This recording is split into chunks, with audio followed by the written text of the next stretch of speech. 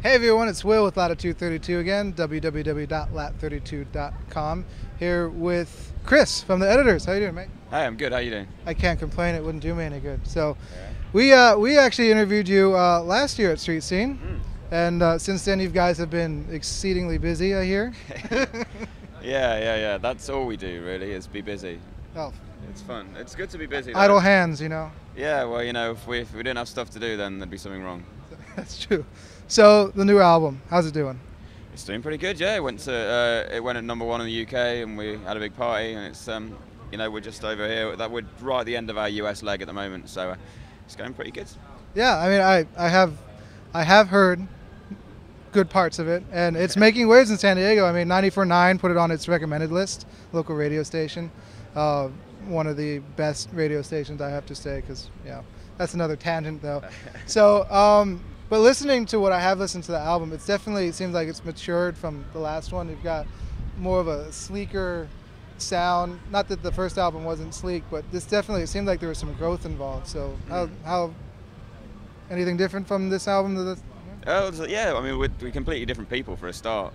We've kind of seen most of the world and kind of got better as musicians, seen a lot of bands, and music's moved on, and we're keeping up with that as well. And at the same time, our writing styles were completely different this time. Last time we kind of managed to tour the whole of the first record before we even recorded it. So this time we didn't really have that luxury. So we had to change our writing style and write a bit more in the studio, and maybe we kind of put more layers into the music, just doing it that way. I mean, not bad for a bunch of Stanford kids, if I remember.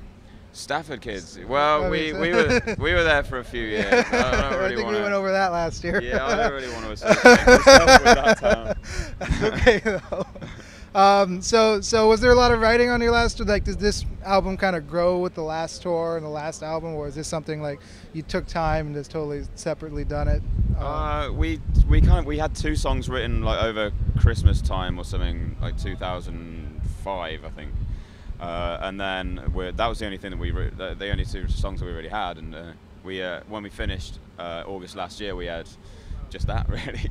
So we're just like, right, well, we better knuckle down and start again. That's that then, I guess. We got an album. I know, yeah. So then we just we just kind of started from scratch really, and just changed our style a little bit and just started writing and getting into the studio and just doing it that way really. It seemed to work for us. I like working like that, when you don't really know how the song's going to end up, and it kind of like the song takes you instead of the other way around. Yeah, that's good. It's good. So the album crept over stateside March, I believe. And what's the American? Because I love interviewing bands from UK and everywhere else because it's just a different crowd, kind of. So the American crowd versus US crowd. I mean, any Britain band that I've ever interviewed say there's a difference. Like Sia called it.